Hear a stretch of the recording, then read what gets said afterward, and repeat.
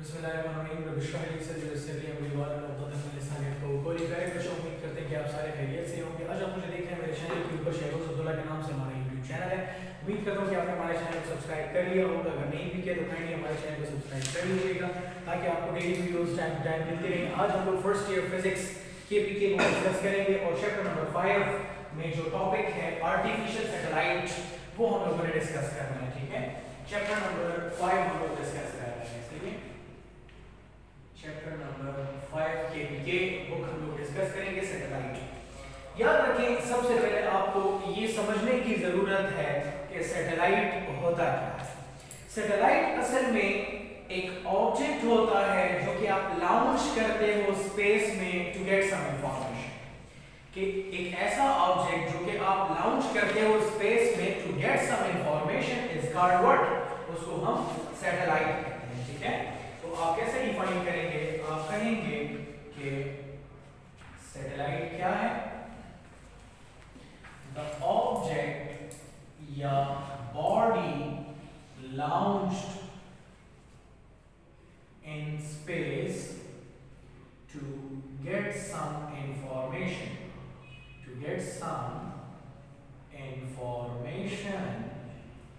is called satellite। उसको हम लोग क्या कहते हैं जी? उसको हम लोग सैटेलाइट कहते हैं। ठीक है, so we call it what, satellite. अच्छा, सबसे अब देखिए, सैटेलाइट हमारे पास दो तरह के होते हैं।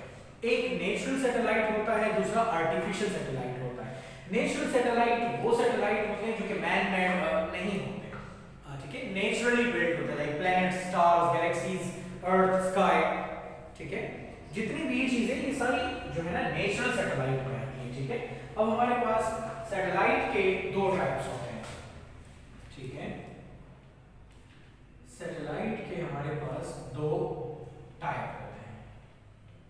एक को कहा जाता है नेचुरल सैटेलाइट, दूसरे को कहा जाता है आर्टिफिशियल सैटेलाइट। ठीक है, नेचुरल सैटेलाइट में कौन कौन सी एग्जांपल्स आ सकती हैं? देखिए, नेचुरल सैटेलाइट नाम से ही क्लियर है, इट्स नेचुरल। ठीक है, built in, already built in होता है। ठीक है, नेचुरली मेड, ये पहले से बना हुआ होता है। और इसमें क्या आ सकता है? अर्थ आ सकता है, प्लैनेट्स आ सकता है, गैलेक्सीज आ सकती हैं। ठीक है, तो ये सारे जितने भी हैं इसको हम लोग नेचुरल सैटेलाइट कहते हैं। आर्टिफिशियल क्या होते हैं? these are basically man-made satellites which are launched in space for different purposes के लिए हम लोग उसको लॉन्च करते हैं। याद रखें, सबसे पहला जो आर्टिफिशियल सैटेलाइट बनाया गया था, इट वाज स्पुतनिक 1। ठीक है, सबसे पहला जो मैन-मेड सैटेलाइट था ना, ठीक है, उसका नाम क्या था? स्पुतनिक 1। ये सोवियत यूनियन ने सबसे पहले बनाया था and it was in the size of basketball. ठीक है, ये बास्केटबॉल के साइज का था। ठीक है, सोवियत यूनियन ने सबसे पहले हमारे पास पहला जो था वो उन्होंने बनाया था। ठीक है,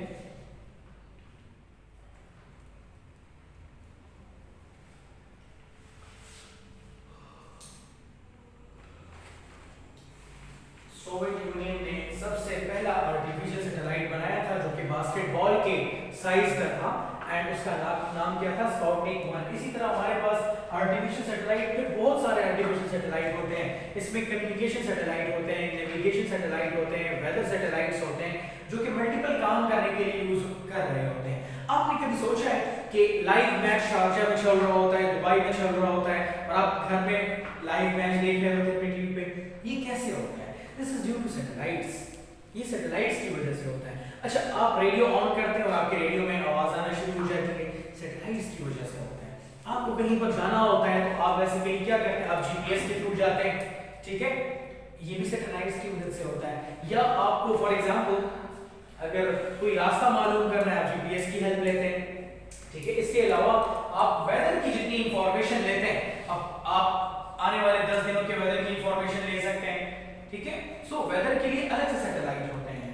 जीपीएस के लिए अलग से सैटेलाइट होते हैं, ठीक है। हर पर्पसेस के लिए अलग अलग से हमारे पास सैटेलाइट मौजूद होते हैं, ठीक है। अब आर्टिफिशियल सैटेलाइट में हमारे पास कौन कौन सी चीजें आ सकती हैं, ठीक है। आर्टिफिशियल सैटेलाइट में हमारे पास कौन कौन से सैटेलाइट आते हैं, ठीक है। आर्टिफिशियल में हमारे पास सबसे पहले आ जाता है जी नेविगेशन सैटेलाइट, ठीक है। नेविगेशन सैटेलाइट्स, ठीक है। अच्छा, नेविगेशन सैटेलाइट का काम क्या है? नेविगेशन सैटेलाइट का काम ये है कि ये जो आप जीपीएस यूज करते हैं, ये जो आप लोकेशन फाइंड करने के लिए जीपीएस यूज कर रहे होते हैं किसी भी जगह के लिए, तो उसको हम लोग क्या कहते हैं? नेविगेशन सैटेलाइट कहते हैं। वो सैटेलाइट जो कि आप जीपीएस या लोकेशन वगैरह को फाइंड करने के लिए यूज करते हैं, उसको हम लोग, ठीक है, नेविगेशन सैटेलाइट्स कहते हैं। अच्छा, इसके बाद है हमारे पास communication satellites. Communication satellite, communication satellite का काम कम्युनिकेट करवाना है, ठीक है। इंटरनेट आप यूज करते हैं, कम्युनिकेशन सैटेलाइट है, समझ आ रही है? जो इंटरनेट सर्विस आपको दी जा रही होगी, ठीक है, ये हमारे पास किसकी एग्जांपल में आता है? ये हमारे पास कम्युनिकेशन सैटेलाइट के सर्विसेज में आ रहा होता है। जो इवन आप लाइव मैचेस वगैरह, एंटरटेनमेंट सैटेलाइट अलग होते हैं हमारे पास, ठीक है। कम्युनिकेशन सैटेलाइट में इंटरनेट वगैरह आ सकते हैं, ठीक है। फिर इसमें वेदर सैटेलाइट्स होता है, ठीक है, वेदर सैटेलाइट्स, ठीक है, जिसका काम वेदर की इंफॉर्मेशन देना होता है। इसका क्या काम होता है? वेदर के बारे में इंफॉर्मेशन देना कि आने वाले डेज का वेदर किस तरीके से होगा। तो वेदर के बारे में जितनी भी इंफॉर्मेशन कौन देता है? वेदर सैटेलाइट्स देता है। इसके बाद हमारे पास इंटरटेनमेंट के लिए अलग से सैटेलाइट्स होते हैं, एंटरटेनमेंट सैटेलाइट्स, ठीक है। एंटरटेनमेंट सैटेलाइट आपको live matches, live games, live TV show, ये सारी चीजें दिखाते हैं, ठीक है। Live matches, live TV shows etcetera, ये सारी चीजें आपको कौन दिखाता है? ये सारी चीजें आपको एनवायरनमेंट सैटेलाइट दिखा रहा होता है, ठीक हो गया।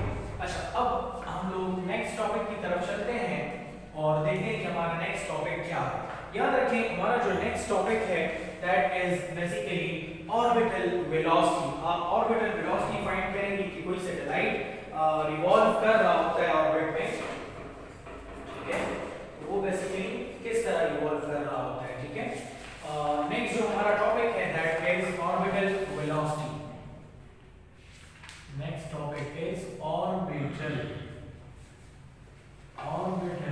वेलोसिटी, ठीक है, ये हमारा नेक्स्ट टॉपिक है ऑर्बिटल वेलोसिटी। बेटा नाम से ही clear, how can we define it? The velocity by which a satellite revolves in the around the earth. वो वेलोसिटी जिसकी वजह से कोई सैटेलाइट अर्थ के अराउंड रिवॉल्व कर रहा होता है, उसको हम लोग, ठीक है, ऑर्बिटल वेलोसिटी कहते हैं, ठीक है। The velocity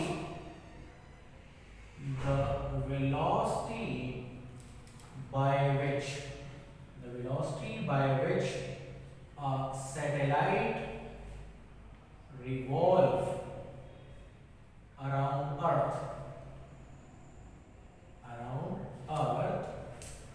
called orbital velocity, उसको हम लोग ऑर्बिटल वेलोसिटी कह सकते हैं। अब याद रखें कि कोई सैटेलाइट जब रिवॉल्व कर रहा होता है अर्थ के अराउंड, तो उसको नेसेसरी सेंट्रीपिटल फोर्स कौन देता है?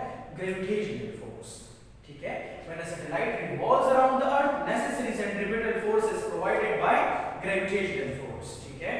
तो आप कहेंगे since we know that, जैसा कि आपको मालूम है कि when a satellite revolves around the earth, so necessary centripetal force is provided by gravitational force, ठीक है।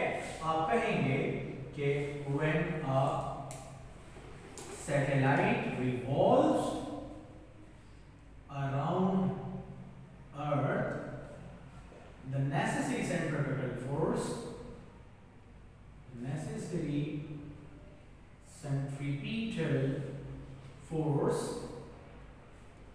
is provided by gravitational force.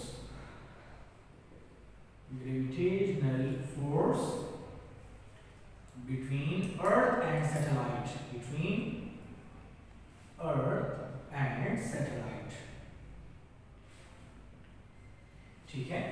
Necessary centripetal force कौन प्रोवाइड करता है? The gravitational force which is laying between this force is basically between satellite and earth, ठीक है। सो इसका जो mechanism होगा वो किस तरीके से होगा? आप कहेंगे कि इसका मैकेनिज्म कुछ यूं होगा कि centripetal force Fc is equal to gravitational force, ठीक है। necessary centripetal force is provided by gravitational force, right? तो आप कहेंगे कि mv square by r equal to capital G m divided by r square। Fc हमारे पास centripetal force को represent कर रहा है and that is equal to mv square by r, और ग्रेविटेशनल फोर्स जो है वो capital G m divided by r square को शो कर रहा है, राइट। सो यहां पर हमारे पास ये r कैंसल आउट हो जाएगा स्क्वायर के साथ। आपके पास कौन सी इक्वेशन रह जाएगी?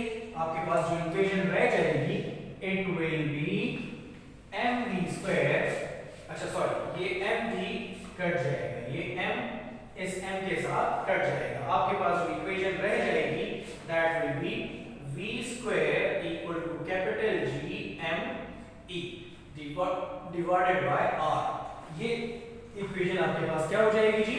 रह जाएगी। याद रखिए कैपिटल G m e आपके पास कांस्टेंट को शो करता है। किसको शो करता है?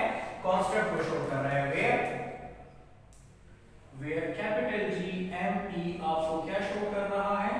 ये आपको कांस्टेंट शो करता है। क्या शो करता है? कांस्टेंट शो करता है, ठीक है। तो इसको हम यूं भी लिख सकते हैं कि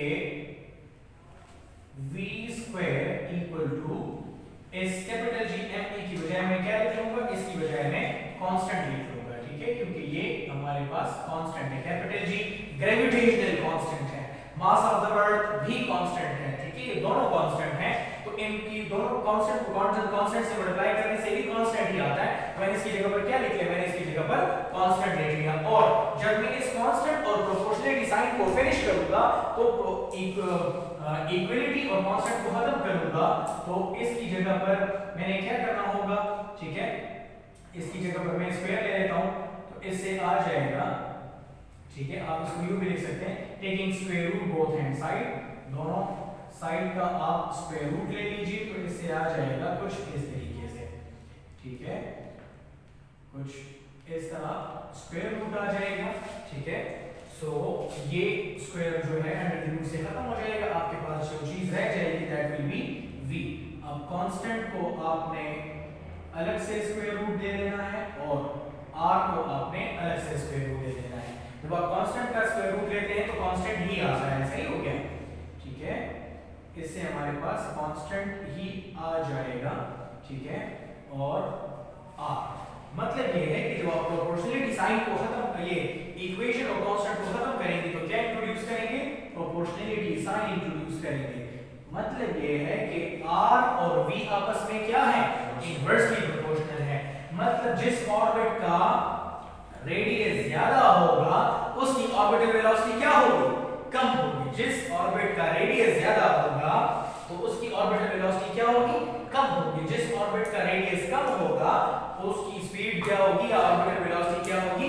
ज्यादा होगी, ठीक है। ये मैथमेटिकल इक्वेशन से हमने डिराइव किया है, ठीक है। तो हम क्या कंक्लूड करते हैं? हम ये कंक्लूड करते हैं, हम कहेंगे क्या कंक्लूड किया हमने?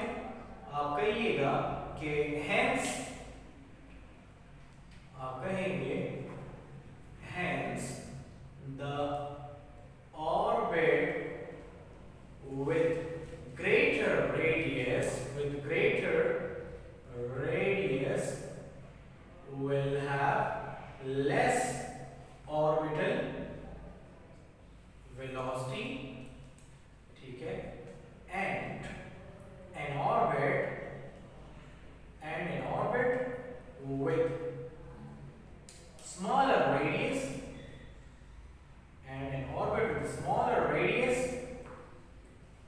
will have greater orbital velocity, ठीक हो गया। So this was all about today's lecture. Hope you have enjoyed it. और जो भी मसला हो आप मुझसे पूछ सकते हैं। उम्मीद करता हूँ कि आज का लेक्चर आपको पसंद आया होगा। Thank you for watching. अपना और अपने लोगों को बहुत ज़्यादा ख्याल रखिएगा। Thank you for watching. Allah हाफिज़। फी अमान अल्लाह।